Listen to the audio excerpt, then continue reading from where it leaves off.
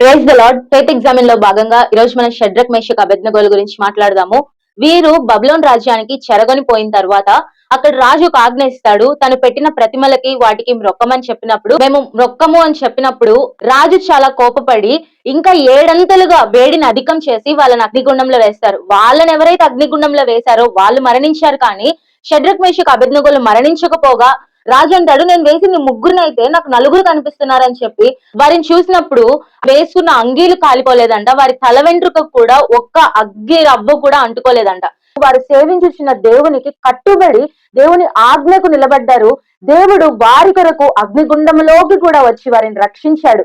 కష్ట పరిస్థితుల్లో కూడా నువ్వు దేవుని నమ్మకంగా సేవిస్తే దేవుడు నీ కొరకు ఎక్కడికైనా రావడానికి సమర్థుడు. దేవుని ఆజ్ఞలకు లోబడలేకపోతే, దేవుని కొరకు జీవించలేకపోతే వీరిలాగా మనము కూడా దేవుని కొరకు జీవించడానికి ప్రయత్నం చేద్దాము. దేవుడు ఏ పరిస్థితుల్లో అయినా నీకు తోడుగా ఉండడానికి సమర్థుడు.